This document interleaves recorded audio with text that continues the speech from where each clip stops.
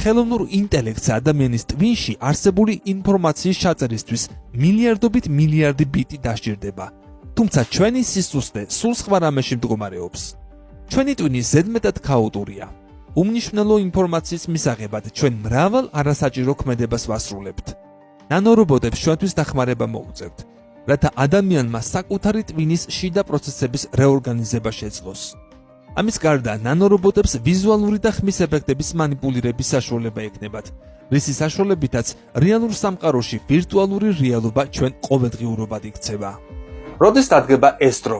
ერთ-ერთი ვარაუდით 2040 წელს, სულ რაღაც 17 წელიწადში. მაგალითისთვის პროგრესი, რომელსაც კაცობრიობა მთელი მე-20 საუკუნის განმავლობაში მიაღწია, 2000-იანებში მხოლოდ 20 წელიწადს წაიღებდა. 2013-ში ამ პროგრესს 7 წელი დასჭირდებოდა, ხოლო 2020-ში კაცობრიობა ყველაფერს სულ რაღაც 1 წელიწადში მიაღწევდა. თავდაპირველად, ასეთი მოდერნიზაცია შეეხება ადამიანის ჯანმრთელობასა და მის ორგანოებს, საშინლად ჟღერს. თუმცა ეს დაეხმარება ადამიანს იყოს უფრო სწრაფი, ძლიერი და ნაკლებად მოწყვლადი დაავადებების მიმართ. მთავარი რისი გაუმჯობესებაც დასჭირდება ადამიანს, მისი ტვინია.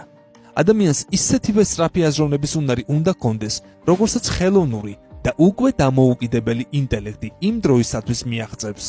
მსგავსი მოდიფიკაციების მცდელობას ჩვენ დღესაც ვხედავთ. მაგალითად, ილონ მასკის ნევრალინკის პროექტის ფარგლებში. განვითარებასთან ერთად აჩქარდა ამ ტექნოლოგიათა დანერგვის პროცესიც. მაგალითად, პირველი მობილური ტელეფონის შექმნიდან მის კომერციულ გაყიდვამდე 70 წელი გავიდა. მობილური კავშირგაბმულობის ფართოდ გავრცელება კი სულ რაღაც 5 წელიწადში მოხერხდა.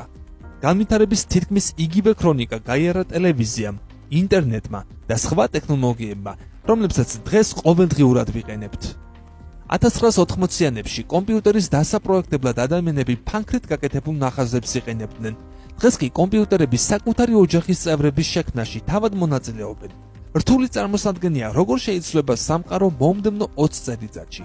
ჩვენ ვაანალიზებთ წარსულის გამოცდილებას, თუმცა უცნობია რა მიმართულებით და როგორ განვითარდება მსოფლიო მომავალში.